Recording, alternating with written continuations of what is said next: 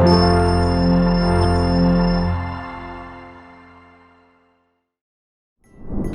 adik-adik semua, kali ini Kak Fatma akan menemani kalian belajar tentang gagasan utama. Jadi, apa itu gagasan utama sendiri? Gagasan utama merupakan sebuah pokok permasalahan atau inti sebuah permasalahan dalam sebuah paragraf. Dan letak gagasan utama itu sendiri terdiri dari 3 jenis. Dibagi menjadi yang pertama adalah deduktif. Deduktif merupakan sebuah gagasan utama yang terletak pada awal sebuah paragraf. Jadi, sebagai berikut adalah contoh dari paragraf deduktif. Mari kita baca secara perlahan. Komodo merupakan hewan langka yang dilindungi. Kementerian Lingkungan Hidup dan Kehutanan mencatat per 2017 tercatat 2.884 ekor komodo di Taman Nasional Komodo. Kadal terbesar di dunia ini termasuk dalam daftar hewan dilindungi karena jumlahnya sedikit. Dari seluruh paragraf tersebut, inti dari pembicaraan sebuah paragraf adalah tentang komodo. Jadi, gagasan utama dari paragraf tersebut terletak pada kalimat utamanya atau kalimat pada awal paragraf. Jadi kalian coba perhatikan di kalimat pertama yang digarisbawahi di sebelah sini. Jadi itu merupakan paragraf dengan gagasan utama deduktif. Dan yang kedua adalah gagasan yang disebut dengan gagasan induktif. Gagasan induktif itu sendiri adalah sebuah gagasan utama dalam sebuah paragraf yang terletak pada akhir paragraf. Dan berikut ini adalah contohnya. Contoh dari paragraf dengan gagasan utama deduktif. Perhatikan keseluruhan paragraf ini dan tolong perhatikan dengan detail kalimat yang digarisbawahi. Kita baca bersama-sama ya. Monitoring terus dilakukan setiap tahun. Hal ini agar populasi komodo tidak punah. Jumlah populasi komodo dipengaruhi erat oleh iklim dan perilaku manusia.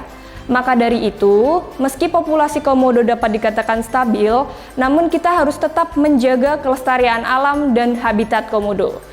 Jadi, inti utama dari sebuah paragraf ini adalah tentang kelestarian dan habitat komodo.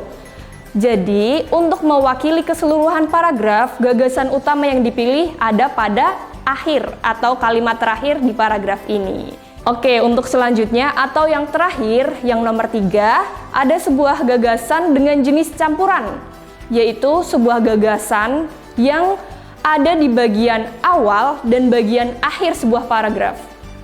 Contohnya adalah seperti berikut ini. Perhatikan dengan detail seluruh paragraf yang ada di sini. Dibaca dengan perlahan dan mari kita baca bersama-sama. Hutan mangrove memiliki karakteristik tertentu. Tumbuhan di dalam hutan semacam ini didominasi oleh tumbuhan bakau, maka orang sering menyebutnya hutan bakau.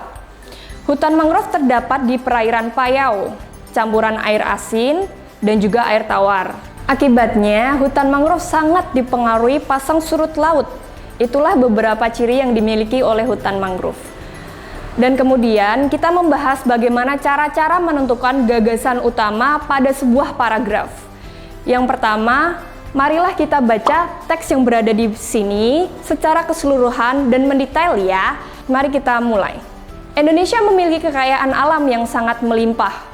Kekayaan alam tersebut terdiri dari kekayaan alam yang bersumber dari darat, laut, dan dari dalam perut bumi.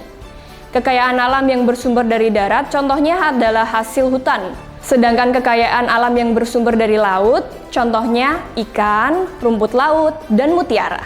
Setelah kita membaca secara cermat paragraf di sini, mari kita mencoba untuk menemukan kalimat utamanya terlebih dahulu.